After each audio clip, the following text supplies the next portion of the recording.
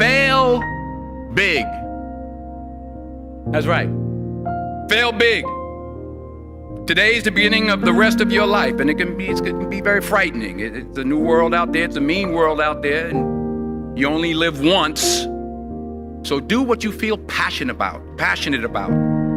Take chances professionally. Don't be afraid to fail. There's an old IQ test, was 9 dots, and you had to draw 5 lines with a pencil within these 9 dots without lifting the pencil. The only way to do it was to go outside the box. So don't be afraid to go outside the box. Don't be afraid to think outside the box. Don't be afraid to fail big, to dream big. But remember, dreams without goals are just dreams, and they ultimately fuel disappointment. So have dreams, but have goals. Life goals, yearly goals, monthly goals, daily goals. I try to give myself a goal every day. Sometimes it's just to not curse somebody out. Simple goals, but have goals. And understand that to achieve these goals, you must apply discipline and consistency. In order to achieve your goals, you must apply discipline, which you have already done, and consistency every day, not just on Tuesday and miss a few days. You have to work. I had a lot of fail. I failed for funny things that I failed a key primary school test for 2 times, and I failed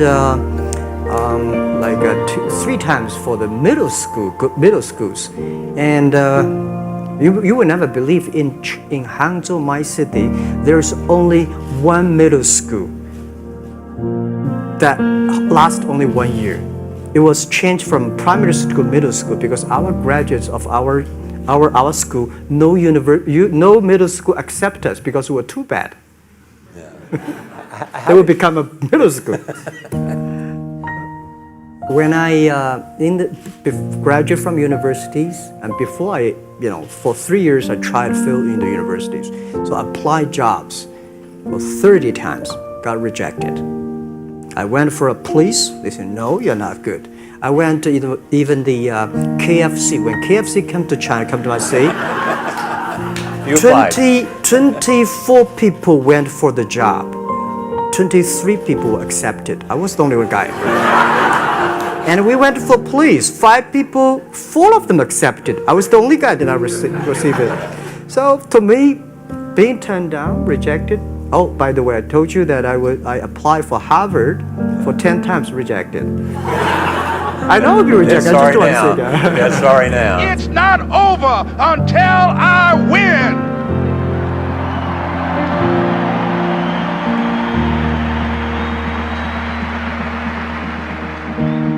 Repeat after me, please. It's possible. I can live my dream. It's necessary. I work on myself. Surround myself with winners. Become creative. It's me. I've got to make it happen. It's not over until I win.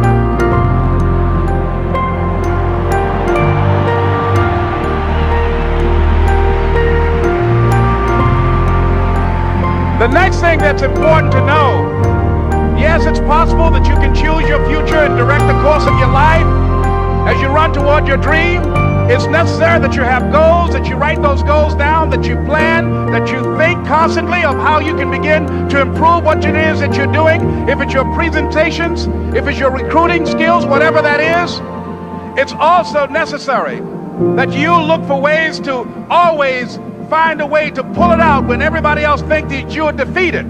That you've got to take personal responsibility to know that in order to become successful, you've got to make it your personal business to do it. But the next thing, ladies and gentlemen, I want to share with you that some of you already know that it's hard. It's not easy. It's hard changing your life. It was hard when just over 3 years ago, in the Penobscot building in Detroit, Michigan, where I was operating my business, and I fell on some hard times, and I was sleeping in my office. It was hard coming into the lobby, and the security said, "Excuse me, Mr. Brown, can we see you for a moment?" And I said, "Yes," and I walked up to the counter, and he gave me an envelope. And he said, "Would you mind reading it here?" And I opened the envelope, and the envelope was from management that said, "This is an office tower. It's not a hotel. Please do not sleep in your office." And I said, "Excuse me, sir." I said, "I just work long hours in creating my business. I'm an entrepreneur. And right now things are bad for me, but they're not going to be this way always. And I just asked for the opportunity to continue to operate like I'm doing. I'm not trying to make this my home." And it was hard coming through the lobby. And sometimes they would laugh. There's a guy talking about becoming successful. And look at him. He's bathing in the bathroom upstairs on the 21st floor. He sleeps on the floor. Him and 2 other dreamers up there. Look at him. It was hard, ladies and gentlemen, coming to speak to people. And I was facing financial difficulties in my own life. I was behind on my bills and my dreams, and I'm saying to them, you can live your dream. It was hard, ladies and gentlemen. It was very difficult to pick myself up each day believing that I could do it. There were times that I doubted myself. I said, "God, why is this happening to me? I'm just trying to take care of my children and my mother. I'm not trying to steal or rob from anybody. Why did this have to happen to me?" It was very hard. And here's what I want to say to you. For those of you that have experienced some hardships, don't give up on your dream. No one could have convinced me by holding on, by continuing to push forward, by continuing to run toward my dream, that one day I would have my own talk show.